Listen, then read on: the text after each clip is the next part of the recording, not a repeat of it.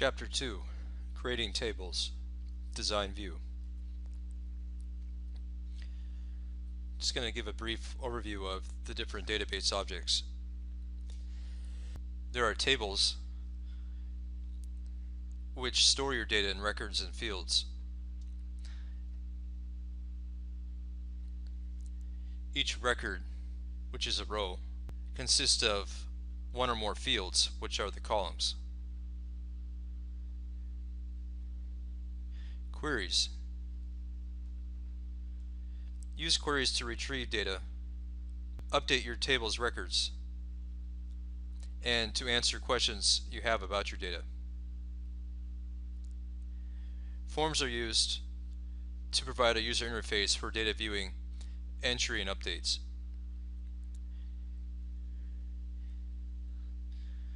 Reports. And by the way, these are all found on the Create tab. Reports are used to display your data in a concise, organized way. And there are a couple other ones, macros and modules, which are talked in more detail in the advanced class. The design view is the view you will use to create the structure of your objects, such as a table. To create a table, just go to the Create tab, Tables Group, and then you can choose from either Table or Table Design. It's recommended to use a table design, which will bring up the design view and will allow you to structure your table in that view, as opposed to table. If you create using table, it'll create a new table in datasheet view, which is not the preferred way. The preferred way is to use a table design, which will open up in design view, since design view will give you more options in how to structure your table. After you've created your table, you need to create an ID field, which will make it so that your records are unique. Type in to the field name box ID, and then in data type choose auto number, which will automatically number subsequent records. So it'll start out, the first record will have an ID of 1, and then the next record that is inserted will have 2, and the next one 3, and so forth. Next, you need to click on the side so that it highlights that row, which represents a field, and then go to the Design Contextual tab, Tools Group, and then Primary Key to make that ID field a primary key. I'll talk more about what a primary key is used for in the next few chapters. The last thing you want to do when you first have created your table is save it. So either click on the save icon or type Control-S shortcut key on your keyboard. This will bring up Save As. You can rename here and then just hit OK. And then your table will be created, and you'll see it in the table section of the navigation pane. And by the way, if you would have created a table using the other option, go to Create Tables, Table, so that it's created in datasheet view, you will see that Access will automatically create that ID column. So when you navigate back to the design view, you'll see that it already has that field created and already been designated as a primary key. But there is a reason why I would recommend to always create your tables in table design, and that is because this table design will give you a lot more options than creating a table in the datasheet view.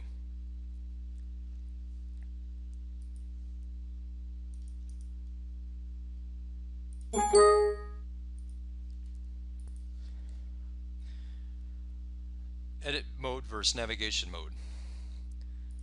Navigation mode is displayed when you see this text highlighted like that. This mode allows you to navigate around the different boxes with ease, and you can see I'm still in navigation mode. But if I really wanted to edit one of these fields, I would have to go into insert mode, and I can do that by either clicking inside again. So you click inside a box the first time, by default it's like this, which is navigation mode.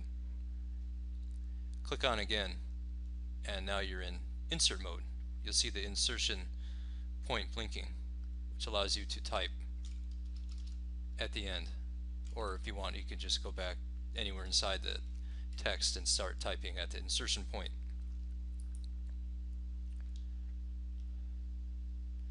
The shortcut key to switch between the modes is F2. So I'm just hitting the F2 key on my keyboard. To navigate around, you can use the Tab key, which moves to the next field, or you can use Shift Tab on your keyboard to go back. And of course you can use your arrows, down, up arrow, left and right, to navigate around. And obviously you can also use your mouse to click on a field, and depending on which mode you're in, the home key and the end key will do different things. So if you're in navigation mode, as I am here, you type home and it will go to the beginning of the row, which is known as the record. This whole row is a record, and the columns are known as fields. Here's the field name. Field names displayed at the top. So while I'm in navigation mode and I hit the home key, it'll bring me to the beginning of the record, the first field. However, if I'm in edit mode,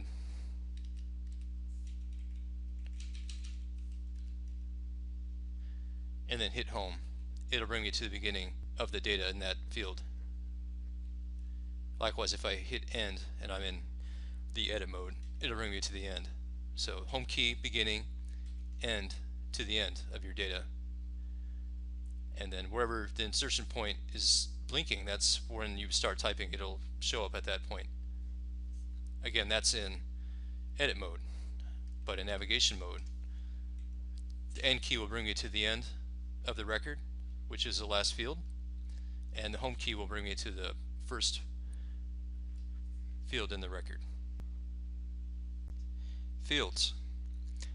Fields are the columns that make up a table. Before you can enter the records, which are the rows, you need to create the structure of your table by creating the fields.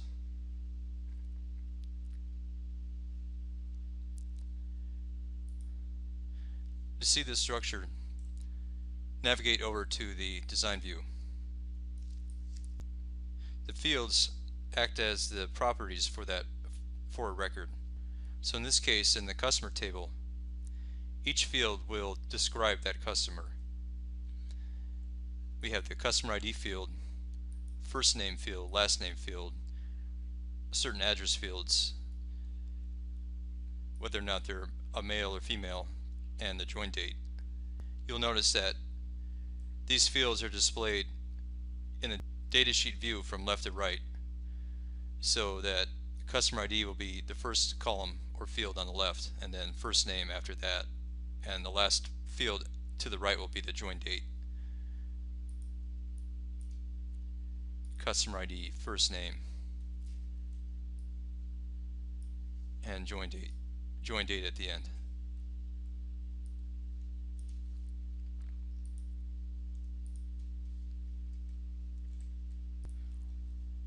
To insert a field into your table, just click on the next box, type a name for your field,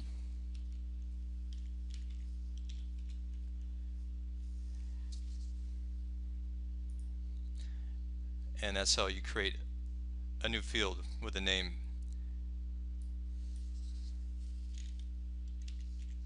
field 3. Default data type is text, and you can change that depending what type of data you want for that field. I'll talk more about the data type soon. And description, I'll also talk about that shortly.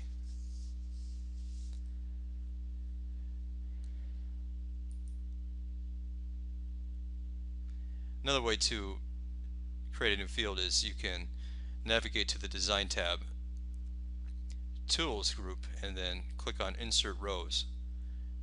It's particularly useful to use insert rows if you want to insert a field in between two other ones.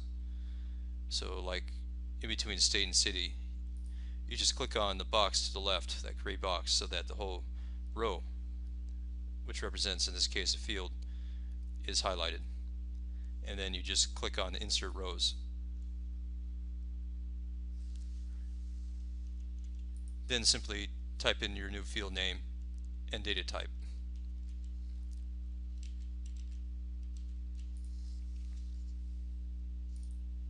You can also just right click on and select Insert Row, Insert Rows to insert a row. To move a row up or down, click the gray square to the left of the field name. This will highlight the whole field. Then simply click and drag to your new location.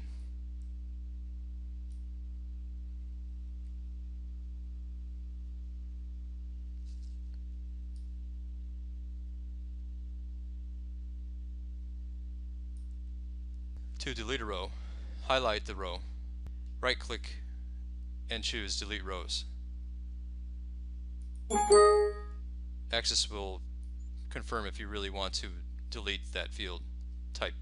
Hit yes if you want to do it, otherwise no. Another way to delete would be to use the Design tab, Tools group, Delete Rows.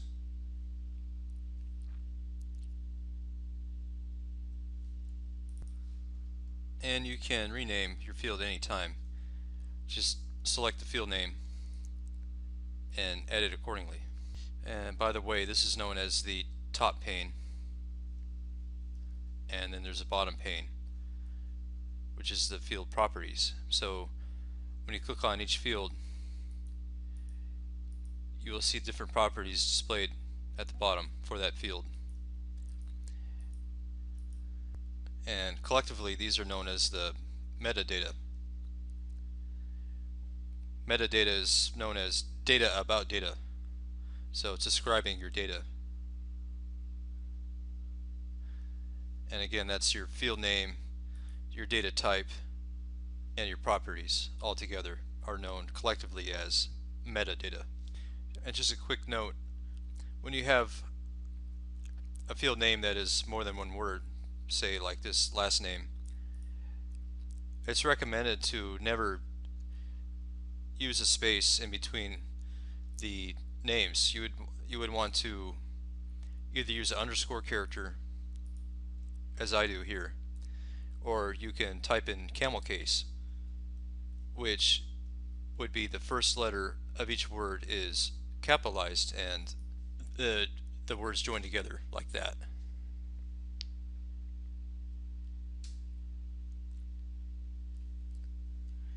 And by the way, I'm going to type Control Z on my keyboard to undo. I could have also used the undo command on the quick access toolbar.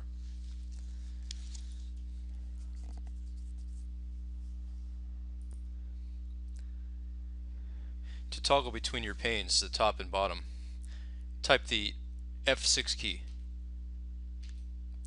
You'll see that it starts out at I'll start out at the top pane. Type F6 to go down to the bottom pane, which is the field properties pane. And then if I hit F6 again, it'll go over to the navigation pane on the left. before I move on to the bottom pane, you'll notice that you can also type notes about that field in the description section. Typing notes for the field is very useful to display to other users what the intent of that field is, or what the restrictions on the field are. I highly recommend using description for a field. And now on to the bottom pane, which is known as the field properties section of the design view. This is a section where you would edit your properties for each field. So for example, when you click on a field at the top, it'll have related properties at the bottom. The properties that are available below depend on the data type. So you can see that when I click on the first field, customer ID, the properties are different since it's an auto number data type, as opposed to the first name field name, which has text, will give you other type of properties. Likewise, if I go to the mail field name or join date, they will all have different properties depending on the data type for that field. Like I said, each data type consists of different properties. I'm going to quickly cover 7 of the most noteworthy ones. Format. Clicking on format, and by the way, whenever you click on a property, you'll see in the right here a description of what that property is about, so that's very helpful. When I click on format, you can see that it's described as the display layout for the field. It allows you to select from the drop down a predefined format or enter a custom format. So if I click the drop down, you can see that for text there is no format option, but if I go maybe to number and then format,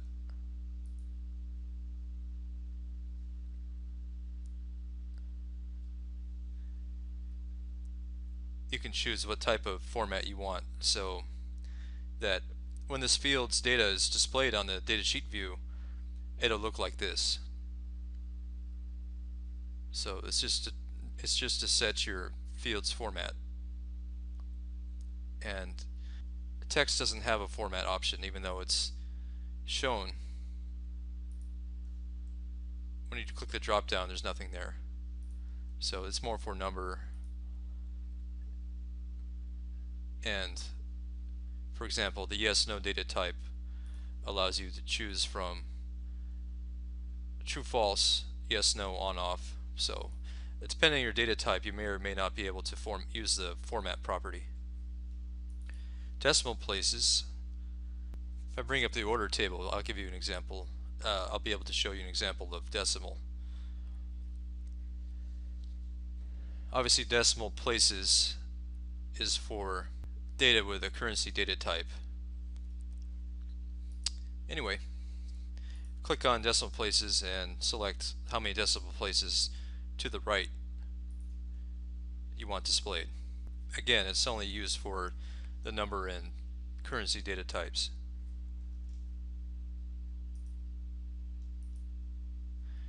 Input mask.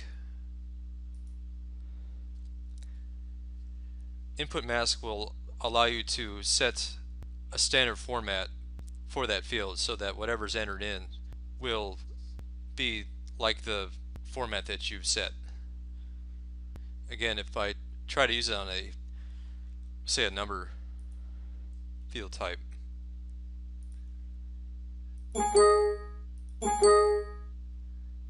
Access will say that it only works with text or date. So basically, the input mask is used to format the way data is entered into text and date field types. And here you can for example, the phone number.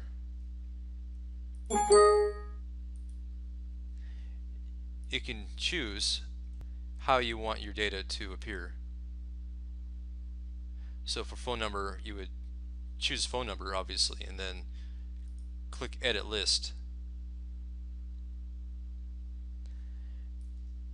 From there, you can change the way your input mask looks.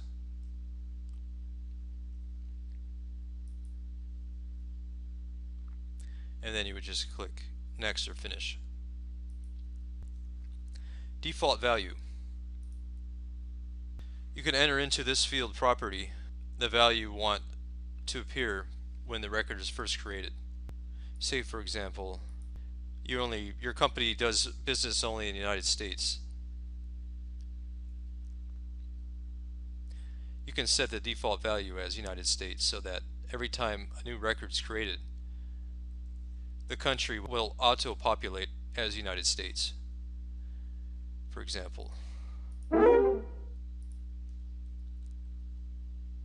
You can see in the datasheet view that when the next record is created, it'll automatically have the value United States. And you can change that if you want. I mean, you can keep it default United States, and then you can change any of these individual records if you want to. It's just the default value for each new record will be United States, and that'll, in this case, it would save you time since obviously you don't do business in other countries yet. Just an example.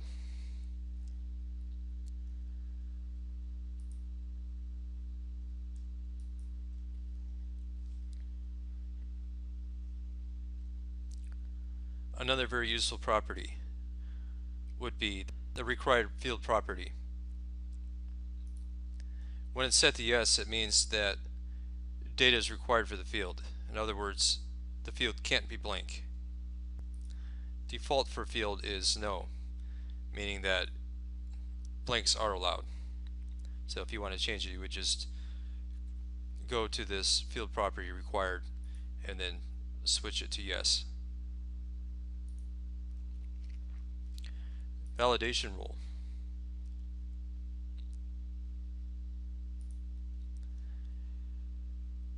The validation rule is used to restrict what data can be entered into a field. And then the validation text is the error that will show up when that rule is broken. I'll talk more about the validation rule in text later. The lookup tab allows you to change the way your field appears on a form. I'll talk more about the lookup tab in the advanced access class. Data types. Data type, as we've seen, can come in different forms such as text, number, date, time, and more. The data type is really used for what type of data you want to enter into the field. If you try to enter data into a field that's different, that is of a different type than the type currently there. So for example, the postal code field is a number data type. If I try to enter into that field text,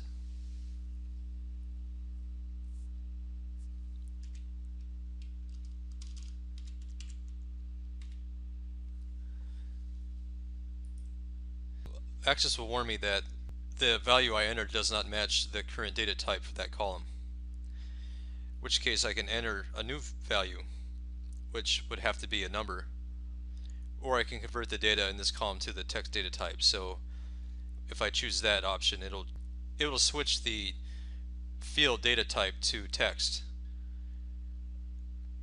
And 9 times out of 10 you just want to enter the correct data type for that value.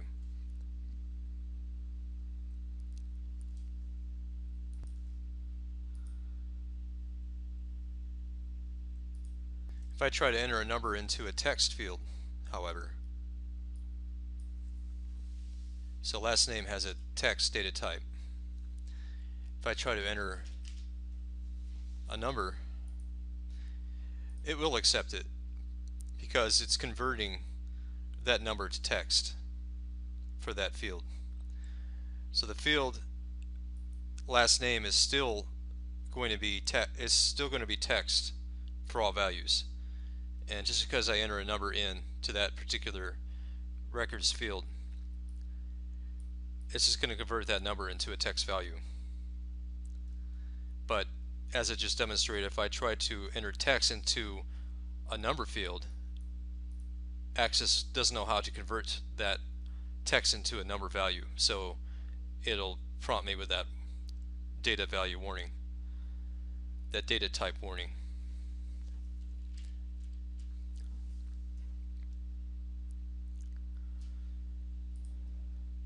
So again, data types are used by Access to get an understanding of what type of data is stored in that field, and therefore Access can set different options for that field, as for example we've seen in the field properties. Depending on the data type, will give you different properties to choose from below. There are 11 basic data types in Access, and you select your data type in Design View here under the data type column. With text, you can enter letters, words, punctuation, symbols, and even numbers, which I've shown will be converted into text. You can choose number. You can choose date and time, which obviously you would use to store date or time values, or both. Auto number, which the first ID field is, will auto increment each of the records. So each of the records for that field, for that ID field. So for example, if I go over to Datasheet View, when I start typing for a new record, you'll see that a new number gets auto-populated because it has an auto number data type.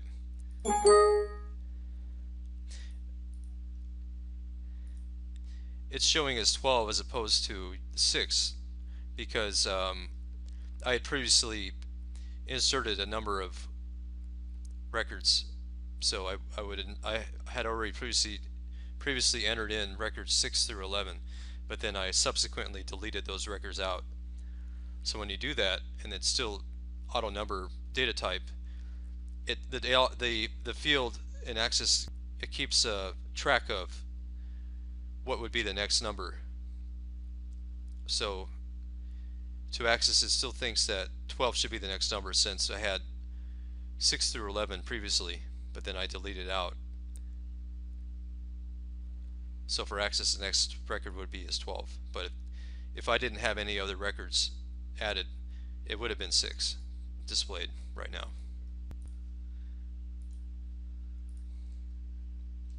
Currency, which example of that would be in my order table. Obviously you would use for numbers you want to format as a currency value. A quick note on auto number. Access will only allow one auto number field per table. So typically you would reserve your ID field to have the auto number data type.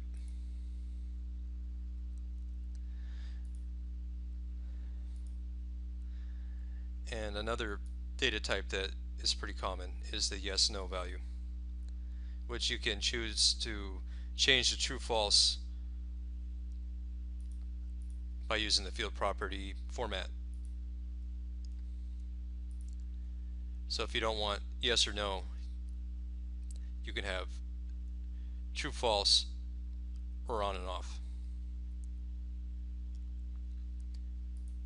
And this data type is displayed in Datasheet View as a checkbox.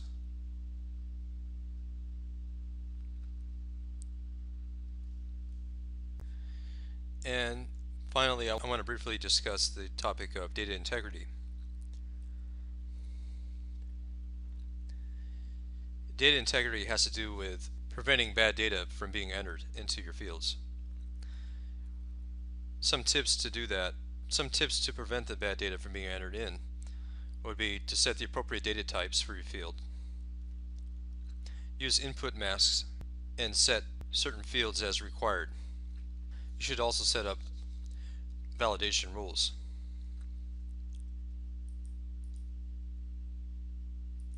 Data validation is the process of restricting what data can be entered into a field, and it's a very useful method to prevent erroneous data from being entered.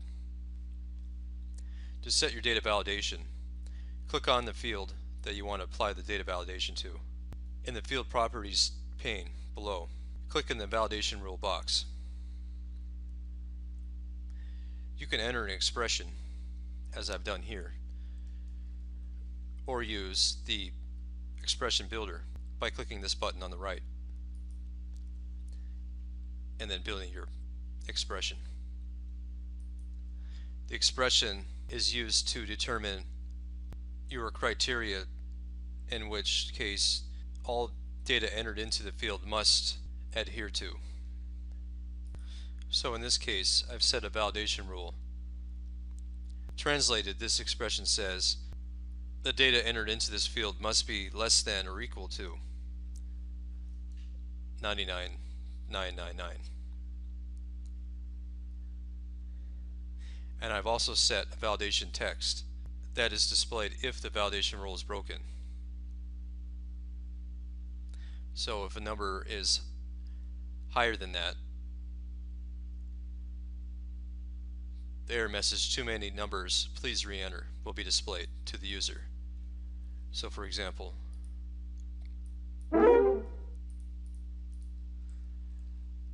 if I type into the zip postal code column,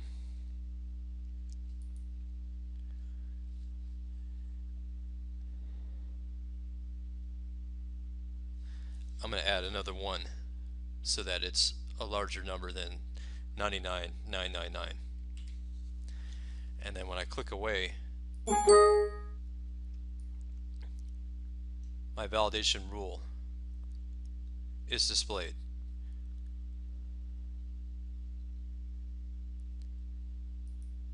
I would then have to go back and re-enter a number that is less than that number that was specified in the rule.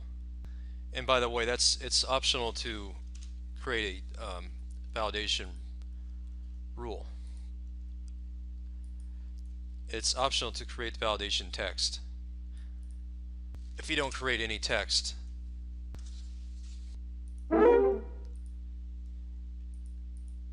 Access will display its own default message.